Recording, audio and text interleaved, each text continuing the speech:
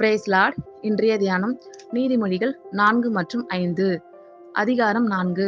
பிள்ளைகளே, நீங்கள் தகப்பன் போதகத்தை கேட்டு புத்தியை அடையும்படி கவனியுங்கள். நான் உங்களுக்கு நற்போதகத்தை தருகிறேன், என் உபதேசத்தை விடாதிருங்கள்.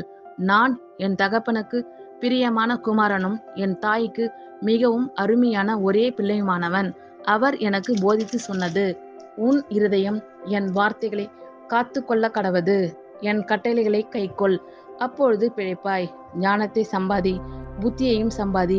என் வாயின் வார்த்தைகளை மறவாமலும் விட்டு விலகாமலும் இரு.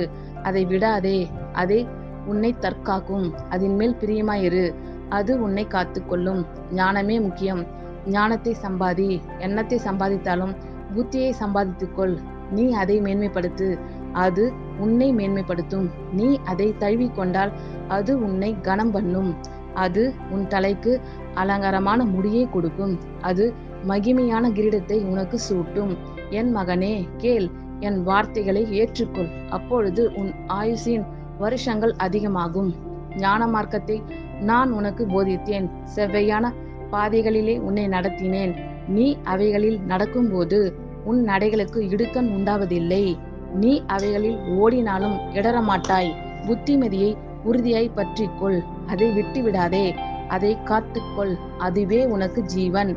துன்மார்க்கருடைய பாதையில் பிரவேசியாதே, தீயோருடைய வழியில் நடவாதே. அதை வெறுத்துவிடு, அதன் வழியாய் போகாதே, அதை விட்டு விலகி கடந்து போ. பொல்லாப்பு செய்தால் ஒழிய அவர்களுக்கு நித்திரை வராது. அவர்கள் யாரையாகிலும் விழ பண்ணாதிருந்தால் அவர்கள் தூக்கம் கலைந்து போம். அவர்கள் ஆகாயத்தின் அப்பத்தை புசித்து கொடுமையின் ரசத்தை குடிக்கிறார்கள். நீதிமானுடைய பாதை நடுப்பகல் வரைக்கும் அதிகமாய் பிரகாசிக்கிற சூரிய பிரகாசம் போலிருக்கும்.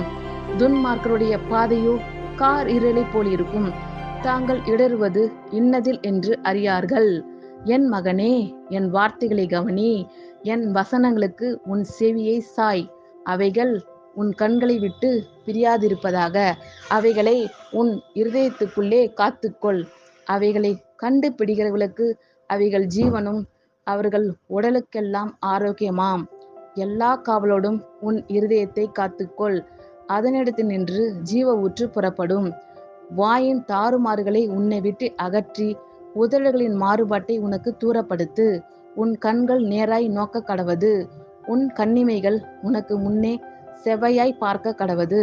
உன் கால்நடையை சீர்தூக்கி பார், உன் வழிகளிலெல்லாம் நிலைவரைப்பட்டிருப்பதாக. வலது புறமாவது இடது புறமாவது சாயாதே. உன் காலை தீமைக்கு விலக்குவாயாக. அதிகாரம் 5. என் மகனே, என் ஞானத்தை கவனித்து என் புத்திக்கு உன் செவியை சாய். அப்பொழுது நீ விவேகத்தை பேணிக் கொள்வாய். உன் உதடுகள் அறிவை காத்து கொள்ளும். பரஸ்திரியின் உதடுகள் தேன் கூடு போல் ஒழுகும். அவள் வாய் எண்ணெயிலும் மிருதுவாய் இருக்கும். அவள் செய்கின் முடிவோ எட்டியை போல கசப்பும் இருபுறமும் கருக்குள்ள பட்டயம் போல் கூர்மையாய் இருக்கும். அவள் காலடிகள் மரணத்துக்கு இறங்கும். அவள் நடைகள் பாதாளத்தை பற்றி போகும். நீ ஜீவ மார்க்கத்தை சிந்தித்து கொள்ளாதபடிக்கு அவளுடைய நடைகள் மாறி மாறி விகாரப்படும். அவைகளை அறிய முடியாது. ஆதலால் பிள்ளைகளே, இப்பொழுது எனக்கு செவி கொடுங்கள். என் வாயின் வசனங்களை விட்டு நீங்காதிருங்கள். உன் வழியை அவளுக்கு தூரப்படுத்து. அவளுடைய வீட்டின் வாசலை கிட்டி சேராதே. சேர்ந்தால் உன் மேன்மையை அந்நியர்களுக்கும் உன் ஆயுசின் காலத்தை கொடூரருக்கும் கொடுத்து விடுவாய். அந்நியர் உன் செல்வத்தினால் திருப்தி அடைவார்கள். உன் பிரயாசத்தின் பலன் புறத்தியாருடைய வீட்டில் சேரும். முடிவிலே உன் மாம்சமும் உன் சரீரமும் உருவழியும் போது நீ துக்கித்து, ஐயோ, போதகத்தை நான் வெறுத்தேனே, கடிந்து கொள்ளுதலை என் மனம் அலட்சியம் பண்ணினதே.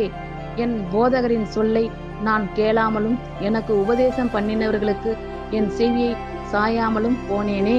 சபைக்குள்ளும் சங்கத்துக்குள்ளும் கொஞ்சம் கொடிய எல்லா தீமைக்கும் உள்ளானேனே என்று முறையிடுவாய்.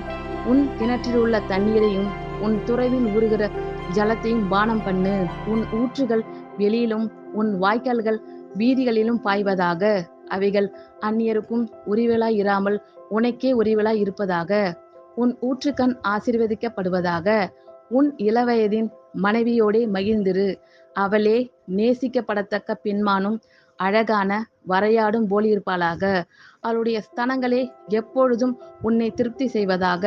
அவளுடைய நேசத்தால் நீ எப்பொழுதும் மயங்கியிருப்பாயாக. என் மகனே, நீ பரஸ்திரியின் மேல் மயங்கித் திரிந்து அந்நிய ஸ்திரியின் மார்பை தழுவ வேண்டியது என்ன?